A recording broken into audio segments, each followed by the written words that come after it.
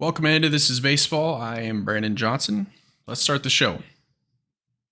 We are about a week away from the trade deadline, so I thought it was appropriate to kind of look at some players that are likely going to be on the move and playing for different teams after the August 1st deadline. Take a look at which teams are buying and which teams are selling, and ultimately what I think is going to happen with the biggest name to talk about this trade deadline and Shohei Ohtani, whether or not he's going to remain with the Angels or be playing somewhere else next week. But before we get into all that, I wanted to talk about the Kansas City Royals. I haven't really said a word about them for probably about 6 weeks, but they are back in the news a little bit. This morning, Royals chairman and CEO John Sherman penned an open letter to Kansas City and the community to talk about the stadium, the downtown stadium that they've been working on for quite some time. And I'm not going to read the whole letter, but I do want to look at a couple things that stuck out to me and react to that. So the letter opened with John Sherman being introduced to Nancy Hauser, who is World Series champion manager Dick Hauser's widow. And he talked to her and was excited for the future after having an interaction with her. Which, if you didn't know, Dick Hauser, manager of the 1985 World Series champion Royals, died just a year after they won that title at the age of 51. And he goes on to address the product on the field and how it is very obviously not going how they expected it to go. It doesn't take a rocket scientist to understand that this season's going really bad for Kansas City. They are 29-73. We are a week from August, and this team has yet to win 30 games. So, yeah, a different kind of bad. They're 25 games back in the worst division in all of baseball. They're 25 games back in a division that, if you were 500 at this point in the season, you would probably be a buyer at the trade deadline because you have a really good chance to win this division still, just being average. That's how terrible they are. And he has to talk about the product on the field because a lot of people are obviously not able to separate the on-field product versus everything going on off the field. And I've been very clear throughout this time that the new baseball stadium, that project, has absolutely nothing to do with how the team is performing during the season. But in some people's mind, they think that you need to have a good team before you can consider moving into a new ballpark. Now, he then goes on to talk about the benefits of the park. This construction project is expected to generate over 20,000 jobs, $1.4 billion in labor income, and $2.8 billion in total economic output. So, all really good things just for building the park. The next paragraph. The inaugural year of the new ballpark is expected to generate some $185 million more in regional economic output than the K does today. Now, he's going to talk about what he is putting in privately. The Royals ownership group will commit $1 billion in private investment to build the stadium. That is around what they paid for the team. So they're putting in what they paid for the team and then some of their own investment into the new stadium. Now, obviously, the public will ultimately be responsible for some of this, and they have narrowed it down to 2 places, one in Jackson County in the East Village, and a spot in Clay County in North Kansas City. And they expect to have it finalized, the spot finalized, in late September. So this is moving. It's moving quickly. It's going to be September before we know it. We're going to know likely what the stadium's going to look like because they're working on renderings, kind of more in-depth renderings of the ballpark and the district around it. And we're going to know where it's at. And that letter was posted on Kansas City's Twitter account, and obviously it had pretty much majority negative reception. And I think that it has mostly to do with the fact that the Royals are so bad. And citizens of Kansas City are having an incredibly hard time separating the two. Because I think I've been outspoken about this. I love Kauffman Stadium. It's a great park, but I understand why they're doing this. Revenue for their team, revenue for the city, and baseball just does really well downtown. And it could be an incredible thing for the Royals. So that is kind of the latest update on the Kansas City Royals and their downtown stadium project. Again, we will know the final spot by late September, and then I would imagine in 2026 or 2027 that the Royals will be officially downtown, because it's probably going to take 3+ years to build it. So there's a lot that obviously has to happen between now and September. But enough about the Royals. Like I said, we are a week out from the trade deadline, and you're about to see a lot of movement in the league, as you do every year.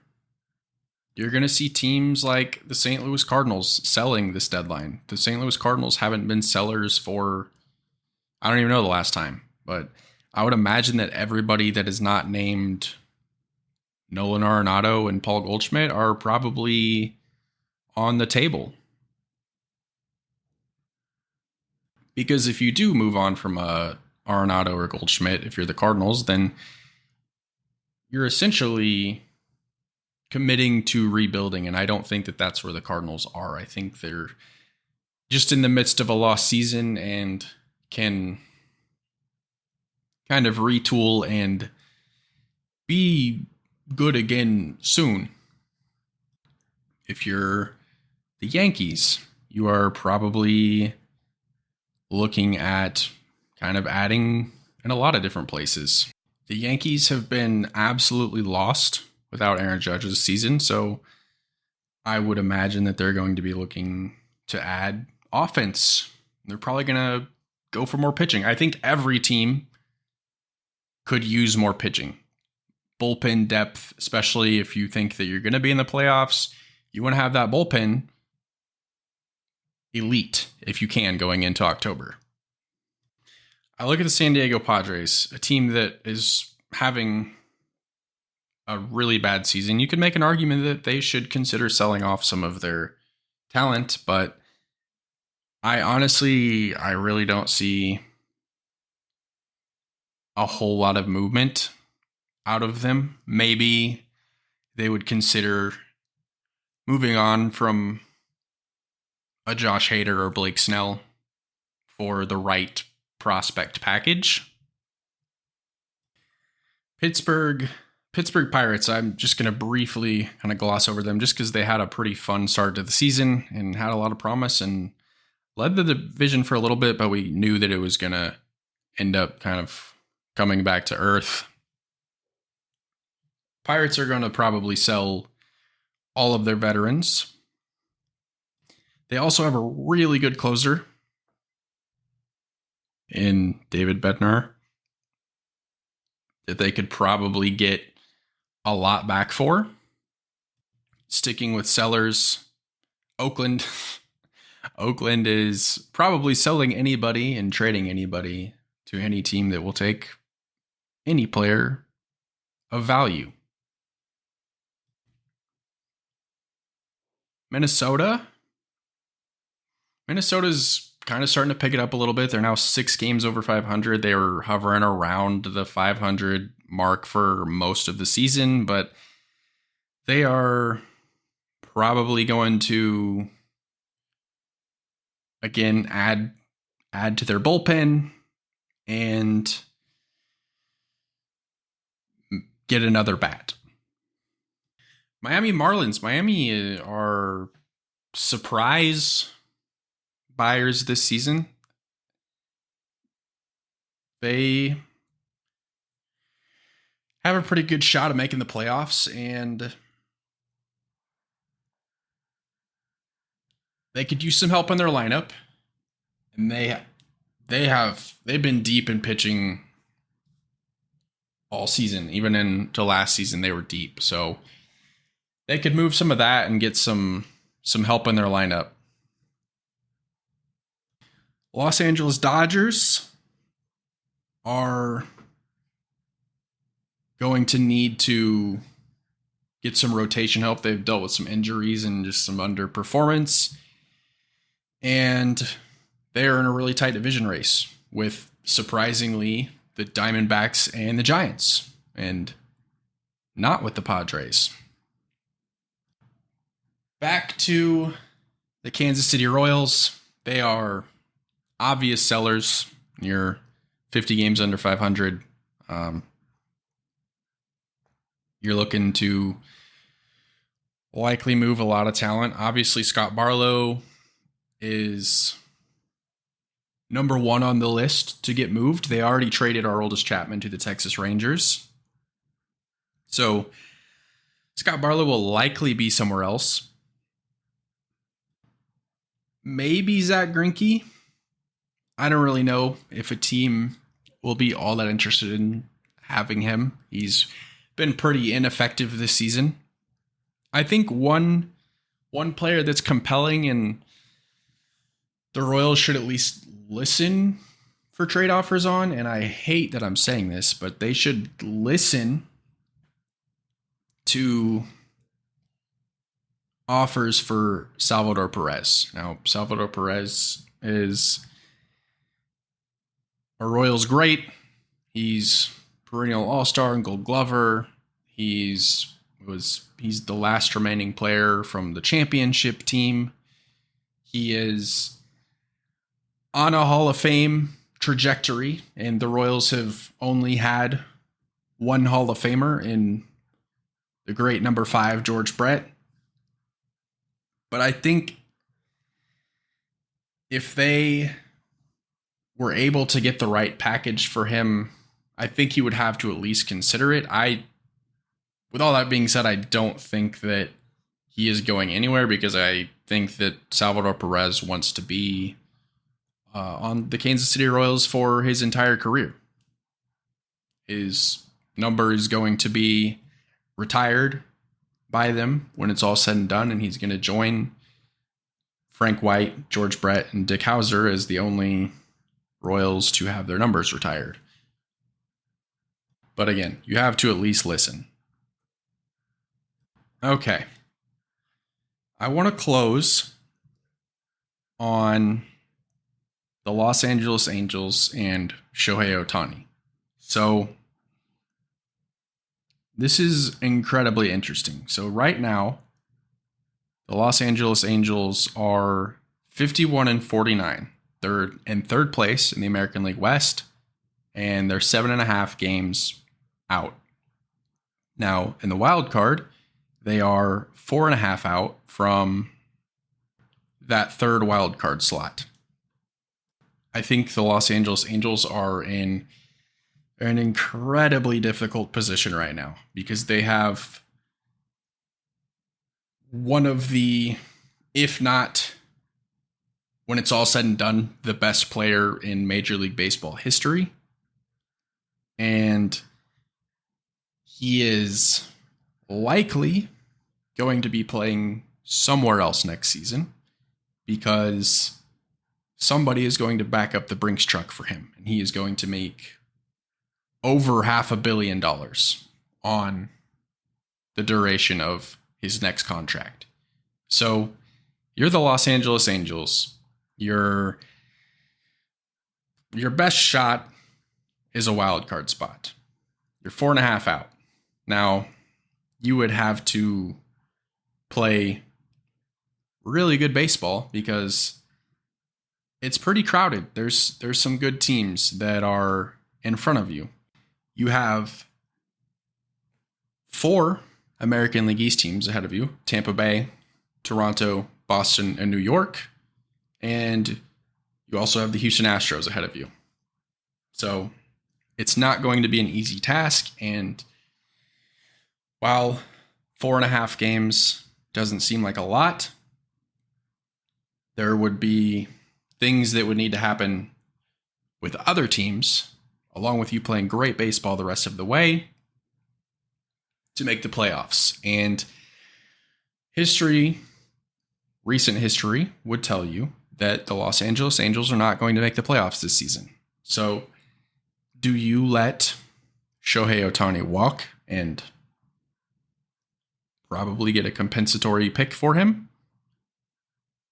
Or do you trade him now, risking your playoff chances right now, to get probably the biggest trade deadline haul in this league's history? Because if you are a team that thinks they are going to make the playoffs this season, or know you're going to make the playoffs this season, you should be calling the Los Angeles Angels to see what they want in return for Shohei Ohtani. Because Shohei Ohtani is a great bat, and he's a great pitcher. And I already said it, you can never have too much pitching. And nobody's going to complain about the best hitter in the league being on your team either. So I think every team, if they have the ability to do so, they should be trying to figure out how Shohei Ohtani can play for their team for the next 3 months. Again, it's a really tough decision for Los Angeles because they are right there. It's not impossible for them to make the postseason this year. But I just think long term, you are likely not going to have Shohei Ohtani next year. So I think it is in their best interest to trade him. Obviously, time will tell where he ends up or if he moves at all. There's really no telling where he's going to end up. But he could literally be anywhere. I was trying to narrow it down. Maybe he'll end up with the Dodgers or the Giants. But if he ended up in Cincinnati or something, which isn't likely, but it wouldn't shock me if he ended up there. Because again, any team should be figuring out how on earth they can add him to their roster, because he is that good and he elevates your team immediately. We'll see how this all unfolds. Thank you for listening. This is Baseball. I'm Brandon.